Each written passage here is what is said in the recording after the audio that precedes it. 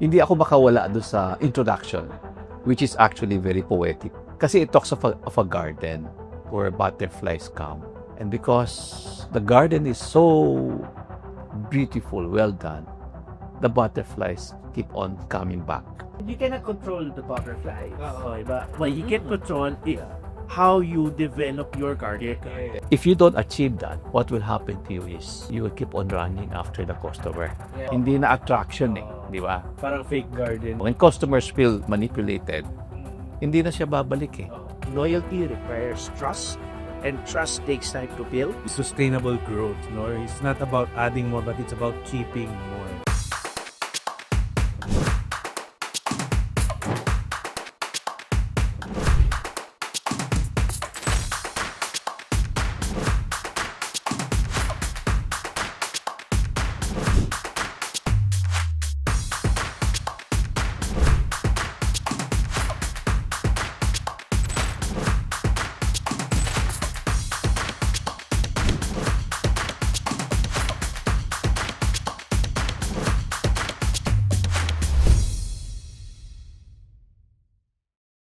You are watching the Executive Notes Masterclass. Today's guest has spent over 4 decades in business finance, helping SMEs and large companies with business planning and funding. He's the author of the book Freedom to Create Wealth and founder of Kapayaman, a community of entrepreneurs beyond the numbers. He's a husband to Estela and a proud dad to 3 grown kids, all happily married. Friends describe him as wise, authentic, and just a normal guy. And if you hang out with him, one thing's for sure, he'll find a way to laugh. Kasi he loves catching every opportunity to laugh hard. His biggest milestone? Sharing content that doesn't just inspire, but educates young entrepreneurs, bringing lessons from decades of experience. He believes that business shouldn't just chase money or fame, but instead, they should focus on creating real value, serving loyal customers, and building confidence in doing the right thing. Please welcome Mr. Bonnie De Jesus.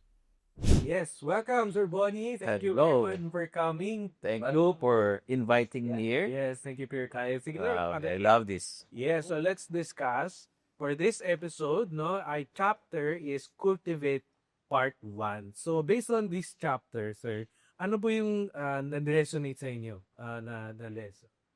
You know, this chapter, hindi ako makawala doon sa introduction, which is actually very poetic. The way I read this, sabi ko, sa umpisa pa lang, I love it. Kasi it talks of a garden where butterflies come. And because the garden is so beautiful, well done, the butterflies keep on coming back. Ako, when I read the book, I think of what is the end? What is the end in mind here? And I think when we think of business, parang ang hirap nung dadaanan mo. Unless you know the end, right? The ending is where you see your customers coming back to you, right? And that's the question. How do you do that where customers will keep on coming back to you? Because they love your product. Let's relate it to the garden where butterflies keep on coming back because they love what they get from the garden. Di ba? Correct. And that is the relationship of a businessman with a customer. Like the butterflies go to the garden because they want to sip something from the flowers. And they keep on coming back for that. While the plant itself is benefited. Yeah. Di ba? Ang galing ng relationship. Pollination. Sa totoo lang, yung customer-businessman relationship, ganun eh. Yeah. Di ba? If you don't achieve that, what will happen to you is you will keep on running after the customer. Yeah. And that's, I think, the essence of the chapter, no? And running without a garden. Yeah. Running without a garden, you know? Butterflies. Yes, yes. And you cannot control the butterflies. Oo. Okay, but what you can control is Yeah. how you develop your garden. Okay. Yun lang ang kontrolado natin. Oo. Correct. Yeah, and that journey towards that is sometimes very confusing, no? Because we're after the result. What is the result that we want? We want the money, right? Because without the money, we cannot survive, right?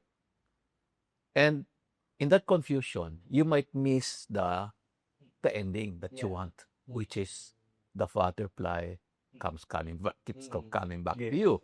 That is what it is all about. You want that kind of ending. So when you don't have that kind of model that God showed us in a garden where butterflies keep on coming back, you tend to go in different kinds of direction because you'll be running after customers. And you will have gimmicks, you will have the power of convincing, and sometimes you would lie. Manipulation na. Manipulation na, di ba? Na attraction. Hindi na attraction di ba? Parang fake garden yun na Fake garden. And this is the truth, no? When customers feel manipulated, hindi na siya babalik di ba? And they will know it. They will know it. They will know it. Kung plastic yung flower. Plastic. Pagka na-try na niya yung product, di ba? Na-convince siya. Okay? One time. Tinry niya yung product, and sabi niya, di na ako rapid. Lako lang to. Na isahan na ba dito? Di ba? Pero if it is a good product, it delivers real value na kailangan niya. Ano mangyayari? Satisfied siya. Di ba? He has that feeling na natulungan ako nito. Ito yung kailangan ko. What happens? He goes to a friend and says, hey, okay to di ba? Okay experience ko dito. Ang galing kasi that removes a lot of effort on the part of the business person. Agree. Hindi lang effort kundi yung cost. It removes a lot of cost. What happens if you don't have that? You don't have that ending after going through a lot of miscalculation, trial and error. You don't have that kind of ending. What happens? You fail. Or you spend a lot on advertising, or you come up with gimmicks and lies about your product, right? That's so much effort, right? And then eventually you fail, and you wonder why I failed. Because there is a pattern that was given to us by God na kailangan maintindihan natin yung pattern na yun. Of course, hindi kagad ganun, kasi we're lost di ba? Kinakailangan hanapin natin yun. Yung ganun kasi natural sa atin yun. That is the design of God even the business itself, kinakailangan makita natin yung purpose ni God pala doon, yung design niya. And that's why this captivate, this chapter, para sa akin.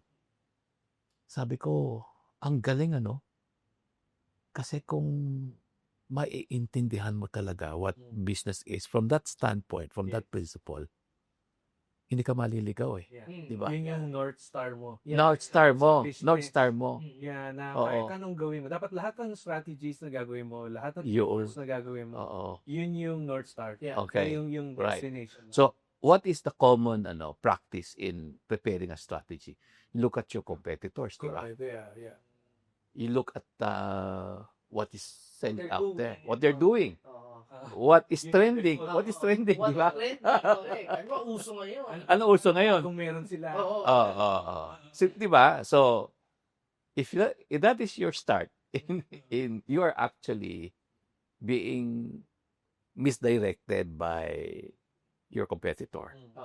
Kasi instead of coming up with what is the best in you, you're trying to imitate him. So, samantalang meron kang galing na wala siya. Di ba? Ganun naman in life in real life, di ba? Meron tayong kanya-kanyang galing na wala sa iba. At kanya nga lang, dahil we start from insecurity na may mas magaling sa akin, na kailangan kong i-beat siya para na sa ganun, mag-flourish ako. Kailangan matalo ko siya. What happens? We are misdirected, di ba? We miss what is true and valuable. Yung direction natin. Yung direction. Tamang direction natin. Oo. And Oo. similar to what I mentioned kanina regarding sa customers, we cannot control our customers. Similarly, we cannot control our competitors. Correct. Exactly. So, Oo. ang makontrol lang natin is yung sarili natin. Oo. And yung cultivating our own garden. Oo. Yeah. Because that's our competitor's garden. Kung anong palaguin niya dyan, Oo. hindi na natin kontrolado. Hindi natin kontrolado yun eh, di ba? Oo eh. Kasi hindi mo na ma-expect na lahat ng klase ng butterflies pupunta sa iyo eh. Right? You have a specific value proposition na magpupuntahan sa iyo yung customers na hinahanap yun. But the others, let them go there. Pero dito pa lang, buhay ka na. That's why I love that teaching on having that base, customer base. Napaka-importante yung customer base eh. Kasi pag tinignan ko nga I'm a finance man, you need that base eh to cover your overhead and give you income eh. Na hindi ka nag-strive. Kasi kung naghahabol ka lang ng customers, you're trying to cover your overhead, struggle eh. You keep on striving, no? But if you discover yung iyong uniqueness, yung iyong ino-offer na galing sa galing mo, talagang yun ang yun ang design. you are designed for that, di ba? Lumabas sa iyo. And speaking of design, while you were discussing and telling you, sorry about getting that idea, ano yung para sa'yo talaga sa garden mo, naalala ko yung story sa Bible about Jacob and Laban. Di ba nag-agree sila na lahat ng mga spotted and speckled Oo. na siya sa kanya. Tapos yung kay Laban yung perfect, di ba? Yes. You're pure. Oo. And then biglang binigyan siya ng idea ni God, no, na mantayo ng mga yung parang sprite na pegs habang yun. Eventually, yung lumabas ng mga babies Yes. are spotted Yes. speckled. Kaya Yes. dumami. Yung share niya. Yes. And this speaks about confidence eh. Confidence in what you have, confidence in how you are designed, and confidence in the value that you can give, that you don't have to copy others, you don't have to compete. You just have to bring out what is uniquely best in you. Yes. Kasi kung mailalabas mo yon in any business, gano. Kasi I've been in consultancy for decades now. Ang napansin ko talagang it's a journey towards finding that niche that you can say na Yun eto, malalim ako dito. Walang lalalim pa sa akin. Dito sa area expertise na ito, wala pang malalim kasi I journeyed towards this. Kasi I try to discover what I'm good at. How God designed. And I think if you focus on what you're good at, you're going to be able to build a base. Kasi iba ang buyer, which is a one-line transaction, and building your own customer base. And if you have, the bigger the base that you have, the more sustainable it Correct. is. Correct. Yun yung golden pool mo nga na sinasabi na Golden the previous pool. episode na ito yung aking to, kahit may competitor dyan, but they go to me because of this distinct skill set na wala ang iba, then that's where the loyalty will become evident as the years go by. Right? Tapos yung base na yon nagdadala ng mas marami pang customer sa'yo. Di ba? Yes. Kasi yun yung tribe mo eh. Nakabuo ka ng tribe. Kumbaga, ito yung loyalist mo. That's why you mentioned that word loyalist, no? And what I like about your teaching is that there is such a thing as transactional versus relational. Hindi ka makakabuo ng base kung hindi ka relational. Yes. 'Di ba? Kinakailangan relational ka eh. Which involves your care for the customer, you love the customer, and you bring out yung value na hinihingi ng customer. And alam mo nangyayari pagka ganon, ang attitude, even the customers themselves will tell you, this is what I want. Exactly. Diba? So you tweak the product, and you come up with new products na kakabit ng existing product mo. Di ba? You put up a spa, halimbawa. And the customers love you. Right? And the customers will tell you, hey, why don't you start selling this kind of product to us. I love because they love you, right? May relationship ka. Agree. You have served them. You have given them value, no? And compare it to a transactional kind of business. Parang pera-pera lang. Very valuable, no? Talaga itong mga loyal customers. Yeah. Una kanina, we have been discussing na you get free marketing Oo. from them. Then second, as Sir Medjam, is you get free R&D na rin. Sila na rin yung R&D department. Yeah. So, hindi lang marketing. I remember yung episode natin kay Paulo. That's how it started. Yeah. Na dahil may loyalist ka na, Yeah. may pase ka na, sino na magsasabi Yes. ng mga kailangan nila? Additional, which births new business. Nagkaroon ng passion nails, nagkaroon ng lavish lashes. As ayan, pati yung susunod na generation, work for kids, salon for kids. Yeah, di ba? And this is the thing about Captivate, no? Kadalasan sa atin dahil we're exposed to the world and the thinking of the world, no? Nagmamadali tayo, di ba? Yeah. And because of that, hindi natin ma-discover kung ano yung totoo sa atin. And minsan, winner na nga tayo eh. Panalo ka na nga eh, nasa iyo na eh, di ba? And we come up with strategies, we come up with kung ano analysis, no? Samantalang, ang strategy sa totoo lang is already in us. The strategy is to bring out what is good in us, what is best, that God planted in us. So, ang key is really, huwag kang magmadali. Sometimes, ang feeling natin, yung nagmamadali, panalo. Kasi ang bilis niya. Pero over the long term, sino mananalo, di ba? Yung meron talagang real value. Yung merong customer base. Yung nakadevelop ng relationship sa customer and the customer will keep on coming back to him. Yun ang panalo. Mukhang umpisa lang, talo ka. Pero ang totoo nun, panalo. Because loyalty takes time. Loyalty requires trust, and trust takes time to build. Yes. To be built, no? And it's not about just being profitable, but yung sustainable profits ang kinakailangan natin. Yes. And I think when Modi mentioned about the tendency of entrepreneurship on madali, I believe it's because of social media age to women na nakikita mo lahat na hindi naman totoo. 100%. Ang tawag dyan, FOMO. Oo. FOMO ng mga business.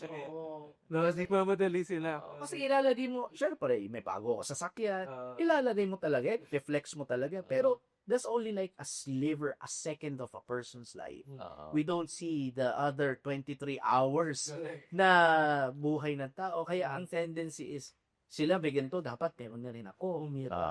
So, when you start focusing on your competitor, you forget to take care of your customer, of your key audience. Yes.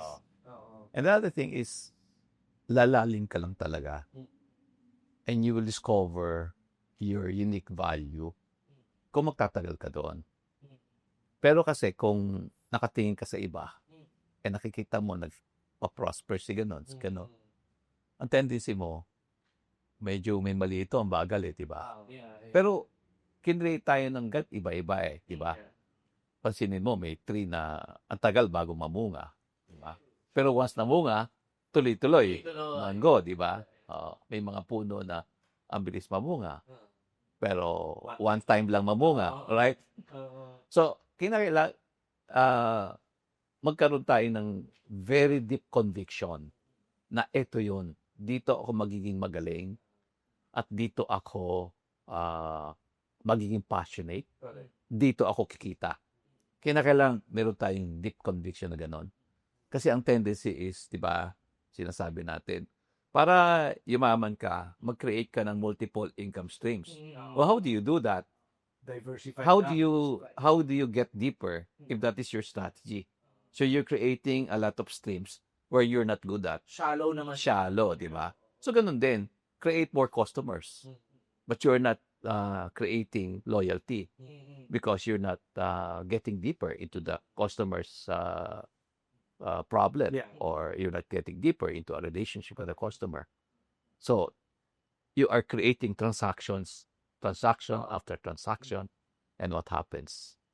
The customer, when he finds another offer, Yeah. he goes there. Correct. Mas mura siya eh. Oo. He leaves you. Yeah. But if you when you discover what value you can offer to the customer, ikaw lang meron ganon. Yeah. What happens? Wala pa kailan yung customer. Oo. Diba? Laging sa'yo. Sorry, may iba sila sa'yo pa rin. Oo, kukuha. Galing, galing. Na-mention dun sa book, no, yung term na slow down and think. And yung sinasabi ni Sir Bolling, and applicable din siya sa business. Yes.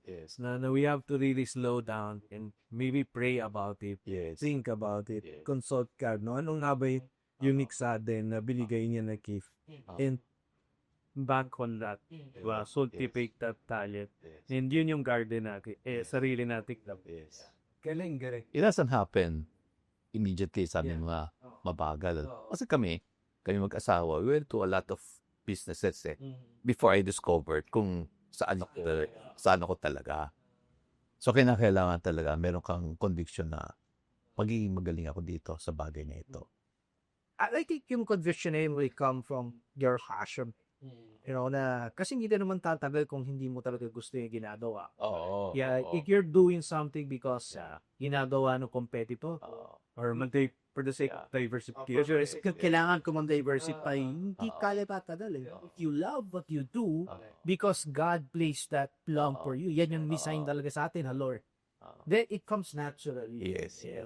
And then, yun nga, yung magiging DNA ng kumpanya mo is that kung saan kayo magaling. Di ba yung kasama na dun yung core value, yung vision, mission, it unites the team. Dahil confident kayo, dito tayo mananalo. Galing. And may na-mention din dun sa book about sustainable growth. How do we create this sustainable growth? No? It's not about adding more, but it's about keeping more. Ano yung guys? Actually, yung garden nga, ang gandang example, no? The garden and the butterflies that come to the garden. Sustainable growth is something that is coming from inside. It's building itself up. Kasi the more you give, the more you're blessed. So it's coming from inside, your strength, your value proposition, everything is coming from inside na. You don't have to copy. That's sustainable growth. Kasi if I have to sustain my company by using money dahil I have a poor cash flow, that's not sustainable growth. Di ba? Yeah. Sustainable growth is being able to give what is best for the customers. The customers love what I'm giving them. And then I keep on improving the value that I give the customers. And they will keep on coming back and bring in more customers. That's sustainable. Yeah. Right? So, napapansin kasi as a consultant, no? When a business veers off its core competence, meaning yung na-develop niya, veers off its core competence. Dahil nagmamadali siyang lumaki. Nagmamadali siya pumita ng pera. That's the beginning of unsustainable growth. Kasi hindi na strength niya yun eh. So what I always say is, stay in your core competence because that is where others will not beat you. Yeah, because that's unique about you. Unique about you.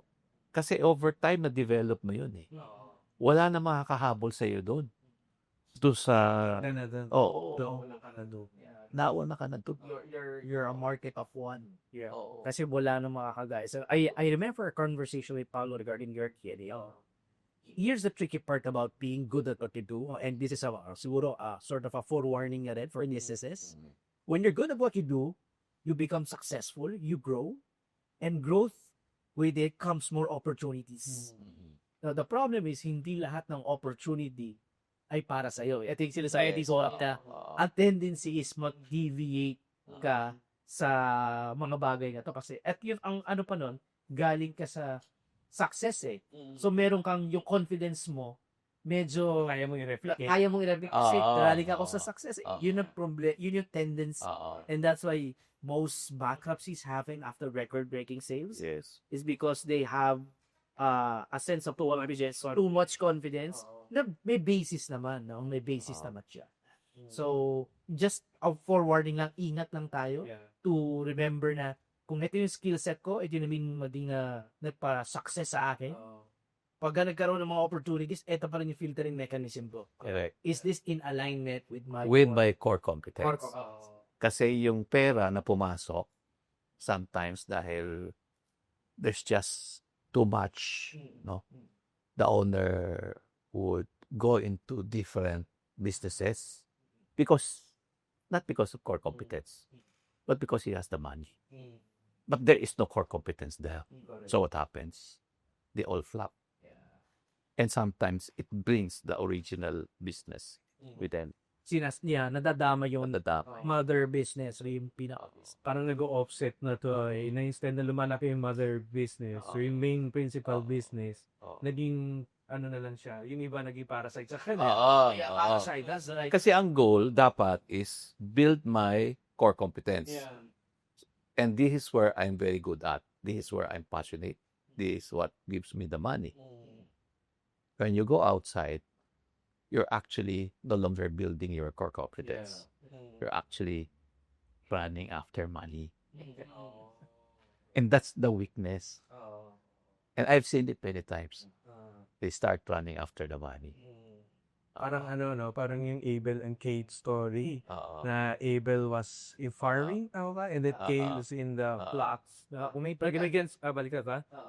Cain is in the farming. Cain sa farming, tapos Abel sa flock. Diba? So, binigyan sila ng kanya-kanyang industry. Pero nagselos yung isa. Turned out to be a bad decision. Kailangan maging confident tayo do sa binigay sa atin ni Lord eh.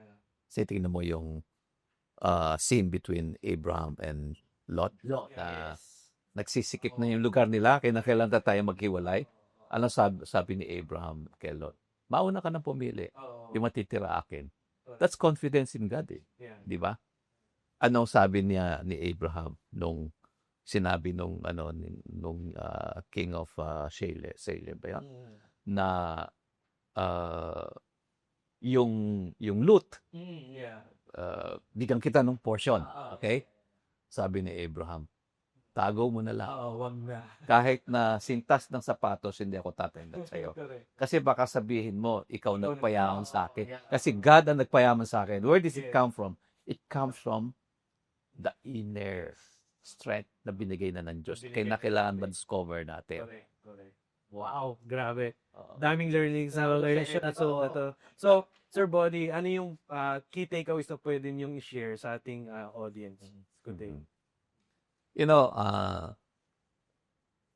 in every businessman or aspiring businessman, merong galing na kailangan i-discover eh. Okay? Bakit siya nakatago? Nakatago siya kasi nagkaroon tayo ng limiting beliefs eh.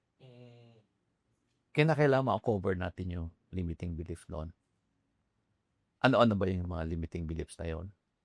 Well, there's one. Swertihan. Di ba? Jackpot. Pinoy yan, Di ba? Pinoy. Pinoy yan. What's the other limiting belief? Pera. Ang kinakailangan ko para magnegosyo. So, yung nagnegosyo na walang pera, nauna na. Kasi inintay mo yung pera. Right? That's a limiting belief. Right? And then yung envy, yung pagtingin natin sa popularity, sports car, that's a comparison. No? So if you compare yourself with others, you're starting from a weak position. Because I realize I don't have to compare myself with anyone, di ba? Kasi meron akong sariling galing. May identity ako na binigay ni Lord. So I start from there. Kasi kung hindi ako mag-start from there, unang-una, i-compare ko yung sarili ko, hindi na ako maka-umpisa kasi yung gagaling nila eh, di ba? Hindi yun yung gift sa'yo. Hindi yung gift ko. Oo, the other thing, no? Nagkakaroon tayo ng concept na there's such a thing as formula for success. There's no formula for success. It's about character. It's about building your skill and character. There's no formula. Yun na yung binigay ni Lord sa atin. Ano? Kung gagayahin ko yung formula ng successful na billionaire, ligaw na ako. Correct. Yes. So, yun yung And meron po ba kayong marirecommend na mga additional reading, like book Oo. sa ating Eh, audience? ito, sinulat ko, no? Freedom to Create Wealth. And I entitled it Freedom to Create Wealth, eh. And align na align sila. Sa totoo lang. Align na align sila. What we talk about is something that aligns with the truth here. Okay. And I called it freedom because a lot of us are not free to create work. Yeah. And if you unlock that capacity or ability to create work by being free Yeah. from the mindset that has enslaved you, you will discover na sobra what you have. And that's why I trace the journey of the Israelites, how they got freed from their old mindsets and were able to enter the promised land. So lahat tayo meron tayong ganung journey as a Our business own man. promise land. Our own promise as a businessman. Meron kang kinakailangan journey to take. And it's about being free from the old mindsets that has entrapped you. Galing, galing. Quick shout out to our sponsor. If you haven't grabbed your copy of Captivate yet, now's the time. It's available in physical book and ebook, so you can learn anytime, anywhere. And here's the best part. We have got an upcoming Captivate Masterclass where you get to apply the ideas hands-on and see real results for your business. Check out the schedule and register today. You can check the description below and level up your game with a Captivate book and Masterclass for attracting strangers into friends and customers for life. So, Sir Pa, ang challenge natin sa ating audience. Well, ang challenge natin, una-una, bili kayo ng libro. Freedom to create wealth. Bili rin sa'yo nito. Sa amin nga ni Limoni is, parang episode kay Paco, yung mga lessons dito galing din kay Poti. Simulat ko So, that's the first challenge. The second is, reach out to your fast customers. Reactivate natin. And don't build just a buyer base, but you have to build a customer base. So, how are you going to do that? Kindly comment it, and then we'll review it in our next episode. Yes. So, yeah. when you comment, lagyan nyo ng hashtag the executive notes. Okay? And also, sa mga susunod na episode natin, let us know, lagyan nyo na rin sa comment section, sino yung gusto nyo maging guests natin sa ating episode para malaman natin yung kwento naman nila at yung kanilang mga wisdom and insights on how to run our business and make it successful. See you sa susunod na episode.